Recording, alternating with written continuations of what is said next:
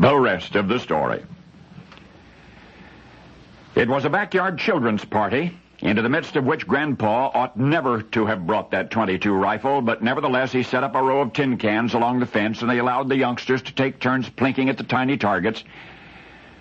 It was just as 12-year-old Joanna Ottinger was taking her turn that a neighbor boy, Warner Erickson, age 8, ran out from his own yard directly into the path of the bullet.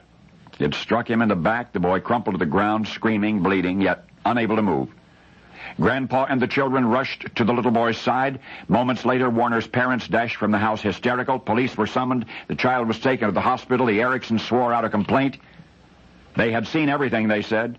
The old man had handed the little girl the gun, had told her to fire, had told her to kill their son. Well, this is the rest of the story.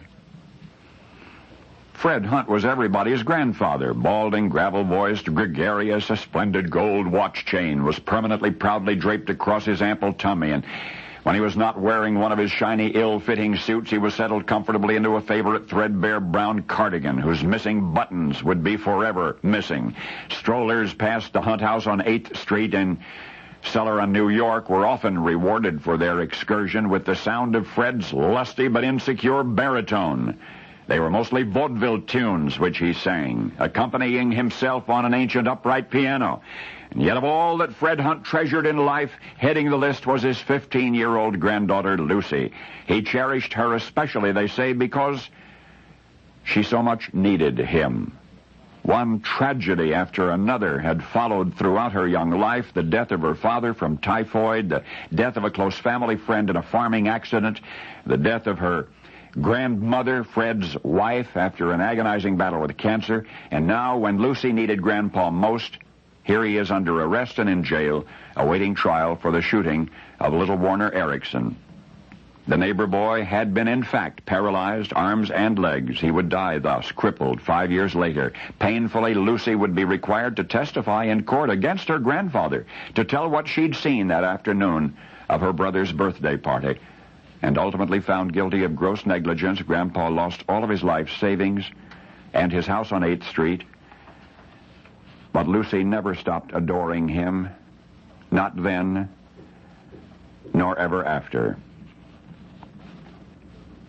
Admirers and observers of the monumental show business career of the woman that teenager became, Lucille Ball,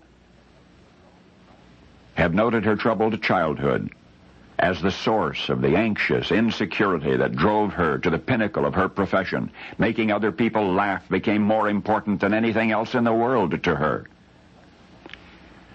Less often observed is Lucy's tribute to her grandfather, Fred Hunt, for she brought him back to life in the character of a paunchy, balding, gravel-voiced ex-vaudeville singer on the unprecedentedly popular I Love Lucy show. You always laughed at the Ricardo's neighbor, Fred Mertz. Now you know the rest of the story.